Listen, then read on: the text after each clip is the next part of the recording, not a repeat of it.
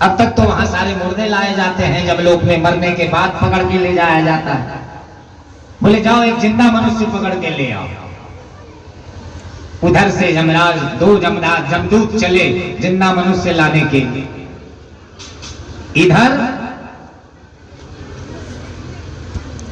एक शहर था जिसमें एक मुंशी जी थे, हिसाब किताब लिखने वाले, और हम लोग समझते हैं सबसे ज्यादा तेज खोपड़ी के मुंशी जी होते हैं, उनका गणित बड़ा पक्का होता है। तो ठीक मुंशी जी बेचारे बड़े सीधे साधे आदमी, और उनकी श्रीमती जी ठीक उनके विपरीत थी।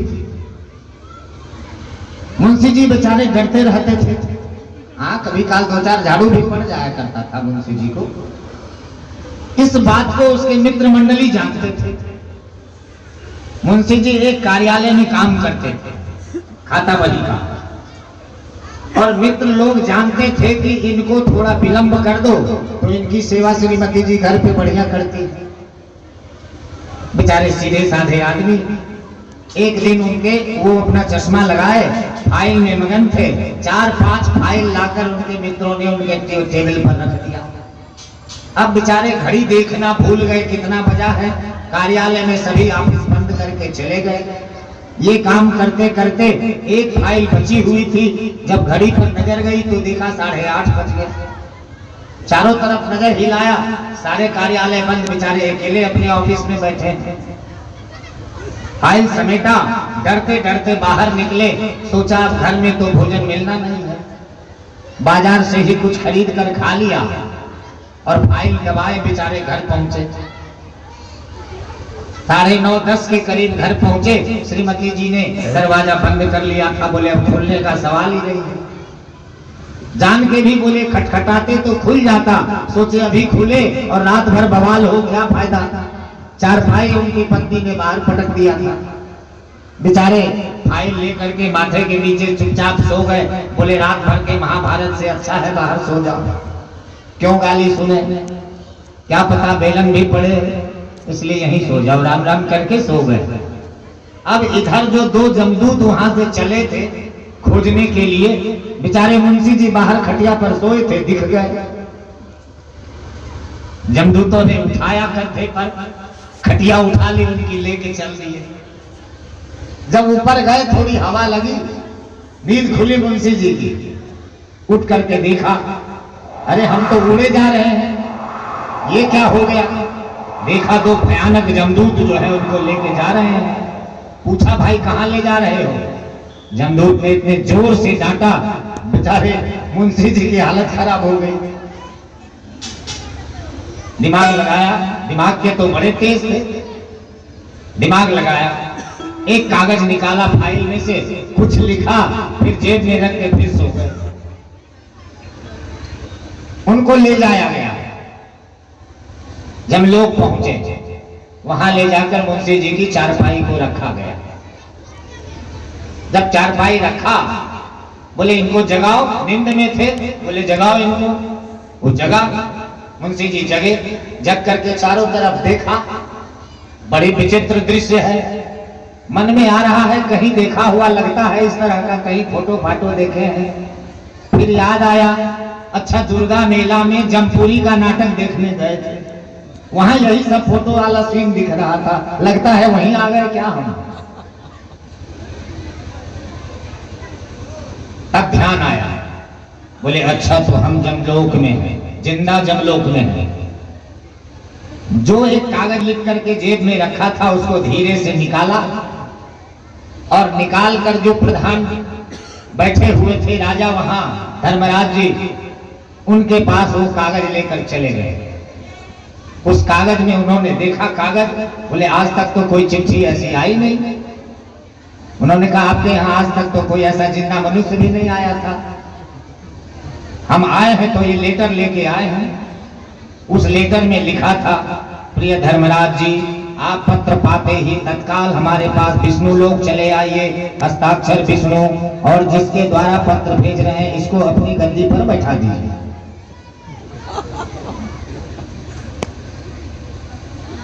अब धर्मराज जी ने देखा आज तक इस तरह का आवेदन तो कभी मिला नहीं, ना कोई चिट्ठी नारायण ने भेजी।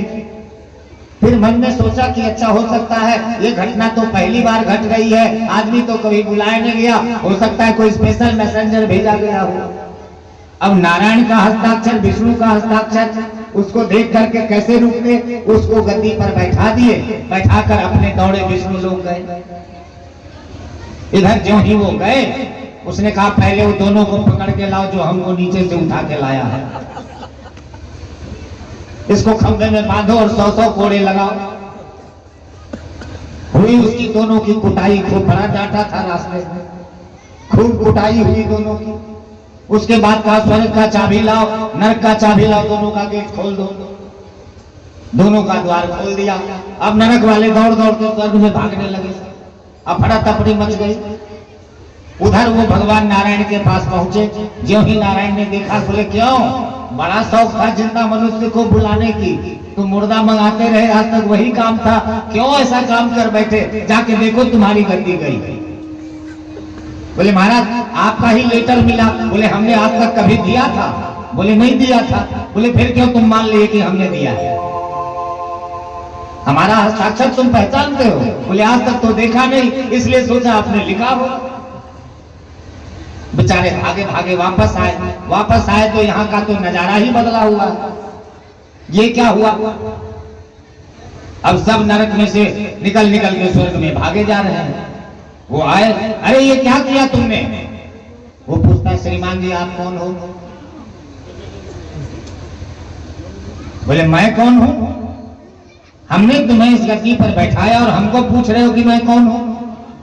बोले अरे तो बैठा दिया तो अब राजा हम है कि तुम हो?